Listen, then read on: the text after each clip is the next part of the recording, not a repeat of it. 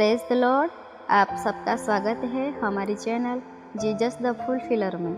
आज मैं आपको रूत की कहानी के बारे में बताऊंगी, जिसका वर्णन बाइबल में रूत की पुस्तक में किया गया है। आइए तो हम वीडियो को शुरू करते हैं। रूत एक मोआबी स्त्री थी।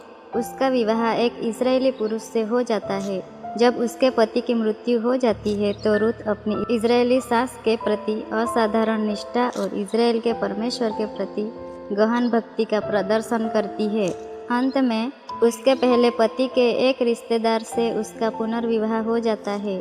इस विवाह के द्वारा वह इजराइल के सबसे महान राजा दाऊद की परदादी बन जाती है। रूत की घटना उस आशीष को दर्शाती है जो एक अन्य जाति स्त्री को प्राप्त हुई थी, जिसने इजराइल के परमेश्वर की शरण ली थी और इस प्रकार वह परमेश्वर के विश्वास योग्य लोगों का एक अंश बन गई। जिन दिनों में न्यायी लोग न्याय करते थे, उन दिनों में देश में अकाल पड़ा। तब यहूदा के बेतलहम का एक पुरुष अपनी स्त्री और दोनों पुत्रों को संग लेकर मोआब के देश में परदेसी होकर रहने के लिए चला। उस पुरुष का नाम एलीमेलेक और उसकी पत्नी का नाम नाओमी और उसके दो बेटों का नाम महलोन और किलियोन थे। नाओमी का पति एलीमेलेक मर गया और नाओमी और उसके दोनों पुत्र रह गए, और दोनों पुत्रों ने एक एक मोआबिन स्त्री से विवाह कर लिया। एक का नाम ओरपा और दूसरी का नाम रूत था। जब महलोन और किलियोन दोनों मर गए, तब नाओमी अपने दोनों पुत्रों और पति से रहित हो गई।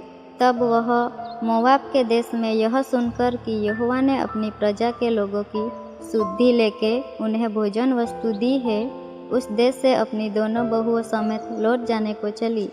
अतः वह अपनी दोनों बहुओं समेत उस स्थान से जहाँ रहती थी निकली, और उन्होंने यहूदा देश को लौट जाने का मार्ग लिया। तब नाओमी ने अपनी दोनों बहुओं से कहा, तुम अपने अपने मायके लौट जाओ, और जैसे तुमने उनसे जो मर गए हैं और मुझसे भी प्रीति की है, वैसे ही यहोवा तुम्हारे ऊपर कृपा करे। यहोवा ऐसा करे कि तुम फिर अपने अपने पति के घर में विश्राम पाओ। तब उसने उनको चूमा और वे चिल्ला चिल्ला कर रोने लगी और उससे कहा, निश्चय हम तेरे संग तेरे लोगों के पास चलेंगी। नाओमी ने कहा, हे मेरी बेटियों, लौट जाओ। तुम क्यों मेरे संग चलोगी? क्या मेरी कोख में और पुत्र है जो तुम्हारे पति हो? हे मेरी बेटियों, लौटकर चली जाओ, क्योंकि मैं पति करने को बूढ़ी हूँ। तब वे दोनों फिर से उठी, और ओरपा ने तो अपनी सास को चूमा, परंतु रूत उससे अलग न हुई। तब उसने कहा, देख, तेरी जिठानी तो अपने लोगों और अपने देवता के पास लौट गई है, इसलिए तू अपनी जिठानी के पीछे लौट जा। रूत बोली, तू मुझसे यह विनती न कर कि मुझे त्याग या छोड़कर लौट जा, क्योंकि जिधर तू जाए उधर मैं भी जाऊंगी। जहाँ तू टिके वहाँ मैं भी टिकूंगी। तेरे लोग मेरे लोग होंगे और तेरा परमेश्वर मेरा परमेश्वर होगा।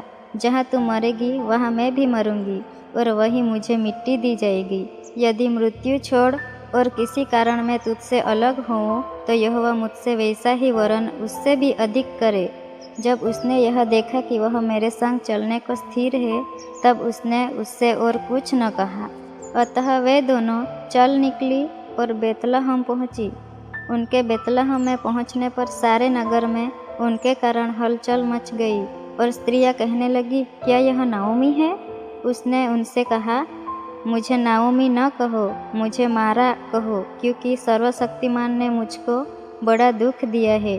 मैं भरी पूरी चली गई थी, परंतु यहोवा ने मुझे छुछी करके लौटाया है। इसलिए जबकि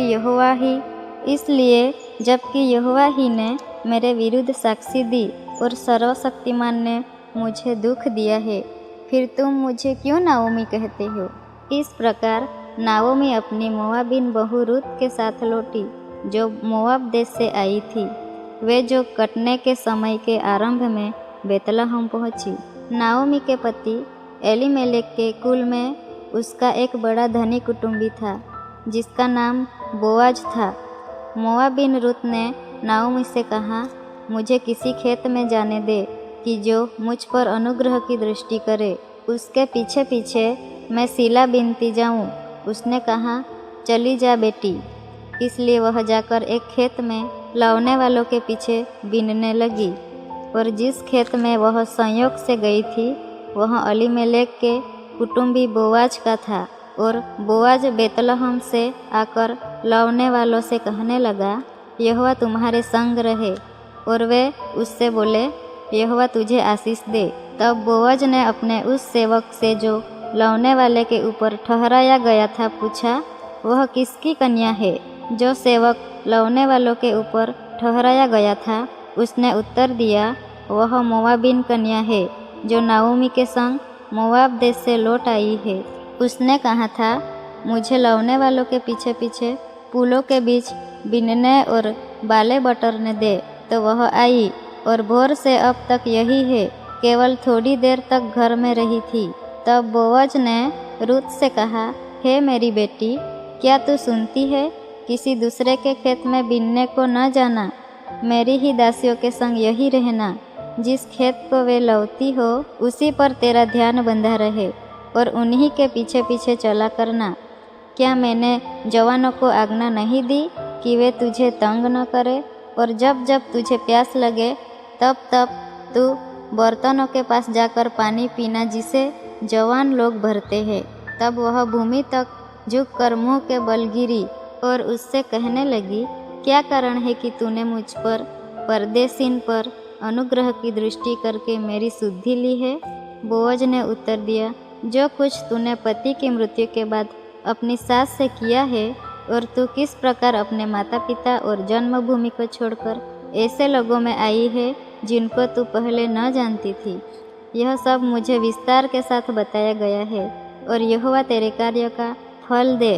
और इस्राएल का परमेश्वर यहोवा, जिसके पंखों तले तू शरण लेने आई है, तुझे पूरा बदला दे।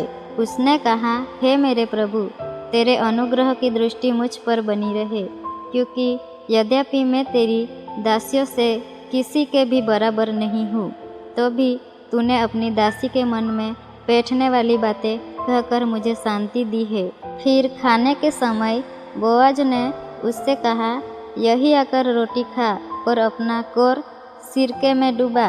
तो वह लौने वालों के पास बैठ गई और उसने उसको बुनी हुई बालें दी और वह खाकर तृप्त हुई, वरन कुछ बचा भी रखा। जब वह बीनने को उठी तब बोअज ने अपने जवानों को आज्ञा दी, उसको पुलों के बीच बीच में भी बीनने दो और दोष मत लगाओ, वरन मुट्ठी भर जाने पर कुछ कुछ निकाल कर गिरा भी दिया करो और उसके बीनने के लिए छोड़ दो और उसे घुड़को मत। अतः वह सांझ तक खेत में बीनती रही। तब जो कुछ बीना था उसे फटका और वह कोई एपा भर जो निकला, तब वह उसे उठाकर नगर में गई और उसकी सास ने उसका बीना हुआ देखा और जो कुछ उसने तृप्त होकर बचाया था उसको उसने निकालकर अपनी सास को दिया। उसकी सासू ने उससे पूछा, आज तू कहाँ बीनती और कहाँ काम करती थी? धन्य वह हो जिसने तेरी शुद्धि ली है। तब उसने अपनी सास को बता दिया कि मैंने किसके पास काम किया और कहाँ। जिस पुरुष के पास मैंने आज काम किया उसका नाम बोअज है। नाओमी ने अपनी बहू से कहा, वह यहोवा की ओर से आशीष पाए, क्योंकि उसने न तो जीवित पर से और न मरे हुए पर से अपनी करुणा हटाई। फिर नाओमी ने उससे कहा, वह पुरुष तो हमारा एक कुटुंबी है, वरन उनमें से है जिनको हमारी भूमि छुड़ाने का अधिकार है। तब रूत मोआबिन बोली, उसने मुझसे यह भी कहा, जब तक मेरे सेवक मेरी सारी कटनी पूरी न कर चुके तब तक उन्हीं के संग संग लगी रह। नाओमी ने अपनी बहू रूत से कहा, मेरी बेटी, यह अच्छा भी है कि तू उसी की दासियों के साथ साथ जाया करे और वो तुझसे दूसरे के खेत में न मिले। इसलिए रूत जौ और गेहूँ दोनों की कटनी के अंत तक बीनने के लिए बोअज की दासियों के साथ साथ लगी रही और अपनी सास के यहाँ रहती थी। उसकी सास नाओमी ने उससे कहा, हे मेरी बेटी, क्या मैं तेरे लिए ठाव न ढूंढूं कि तेरा भला हो? अब जिसकी दासियों के पास तू थी, क्या वह बोअज हमारा कुटुंबी नहीं है?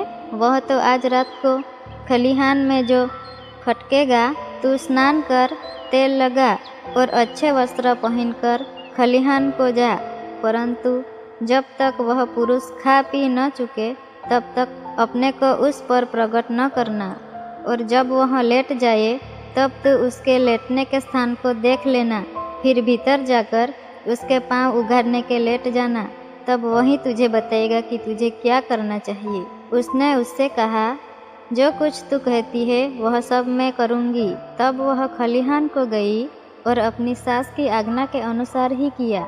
जब बोअज खा पी चुका और उसका मन आनंदित हुआ, तब जाकर अनाज के ढेर के एक सिरे पर लेट गया। तब वह चुपचाप गई और उसके पांव उघाड़ के लेट गई। आधी रात को वह पुरुष चौंक पड़ा और आगे की ओर झुककर क्या पाया कि उसके पाँवों के पास कोई स्त्री लेटी है। उसने पूछा, तू कौन है? तब वह बोली, मैं तो तेरी दासी रुत हूँ। तू अपनी दासी को अपनी चद्दर उड़ा दे, क्योंकि तू हमारी भूमि छुड़ाने वाला कुटुंबी है। उसने कहा, हे बेटी, यहोवा की ओर से तुझ पर आशीष हो, क्योंकि तूने अपनी पिछली प्रीति पहली से अधिक दिखाई, क्योंकि तू क्या धनी क्या कंगाल किसी जवान के पीछे नहीं लगी। इसलिए अब हे मेरी बेटी, मत डर, जो कुछ तू कहेगी मैं तुझसे करूँगा, क्योंकि मेरे नगर के सब लोग जानते हैं कि तू भली स्त्री है, और सच तो है कि मैं छुड़ाने वाला कुटुंबी हूँ। तो भी एक और है जिसे मुझसे पहले ही छुड़ाने का अधिकार है। अतः रात भर ठहरी रही, और सवेरे यदि वह तेरे लिए छुड़ाने वाले का काम करना चाहे तो वही अच्छा, वही ऐसा करे, परंतु यदि वह तेरे लिए छुड़ाने वाले का काम करना न चाहे तो यहोवा के जीवन की शपथ मैं ही वह काम करूँगा। भोर तक लेटी रह। तब वह उसके पाँवों के पास भोर तक लेटी रही, और इससे पहले कि कोई दूसरे को पहचान सके वह उठी। तब बोअज ने कहा, कोई जानने न पाई कि खलिहान में कोई स्त्री आई थी। तब बोअज ने कहा, जो चद्दर तू ओढ़े है उसे फैला कर पकड़ ले। और जब उसने उसे पकड़ा तब उसने 6 नपुए जो नाप कर उसको उठा दिया। फिर वह नगर में चली गई। जब रुत अपनी सास के पास आई तब उसने पूछा, हे बेटी, क्या हुआ? तब जो कुछ उस पुरुष ने उससे किया था वह सब उसने उसे कह सुनाया। फिर उसने कहा, यह 6 नपुए जो उसने यह कहकर मुझे दिया कि मनुष्य अपनी जूती उतार के सास के पास छूछे हाथ मत जा। उसने कहा, हे मेरी बेटी, जब तक तू न जाने कि इस बात का कैसा फल निकलेगा तब तक चुपचाप बैठी रह, क्योंकि आज उस पुरुष को यह काम बिना निपटाए चैन न पड़ेगा। तब बोअज फाटक के पास जाकर बैठ गया, और जिस छुड़ाने वाले कुटुंबी की चर्चा बोअज ने की थी वह भी आ गया। तब बोअज ने कहा, हे मित्र, इधर आकर यहीं बैठ जा। तो वह उधर जाकर बैठ गया। तब उसने नगर के 10 वृद्ध लोगों को बुलाकर कहा, यहीं बैठ जाओ। वे भी बैठ गए। तब वह उस छुड़ाने वाले कुटुंबी से कहने लगा, नाओमी जो मोआब देश से लौट आई है वह हमारे भाई अलीमेलेक की एक टुकड़ा भूमि बेचना चाहती है। इसलिए मैंने सोचा कि यह बात तुझको जता कर कहूँगा कि तू उसको इन बैठे हुए के सामने और मेरे लोगों के इन वृद्ध लोगों के सामने मोल ले। यदि तू उसको छुड़ाना चाहे तो छुड़ा, और यदि तू छुड़ाना न चाहे तो मुझे ऐसा ही बता दे कि मैं समझ लूँ, क्योंकि तुझे छोड़ उसके छुड़ाने का अधिकार और किसी को नहीं है, और तेरे बाद मैं हूँ। उसने कहा, मैं उसे छुड़ाऊँगा। फिर बोअज ने कहा, जब तू उस भूमि को नाओमी के हाथ से मोल ले तब तुझे उसे रुत मोआबिन के हाथ से भी, जो मरे हुए की स्त्री है, इस विचार से मोल लेना पड़ेगा कि मरे हुए का नाम उसके भाग में स्थिर कर दे। कि उस छुड़ाने वाले कुटुंबी ने कहा, मैं उसको छुड़ा नहीं सकता, ऐसा न हो कि मेरा निज भाग बिगड़ जाए, इसलिए मेरा छुड़ाने का अधिकार तू ले ले, क्योंकि मैं उसे छुड़ा नहीं सकता। पुराने समय में इज़राइल में छुड़ाने और बदलने के विषय में सब पक्का करने के लिए यह प्रथा थी कि मनुष्य अपनी जूती उतार के दूसरे को देता था। इज़राइल में प्रमाणित करना इसी रीति से होता था।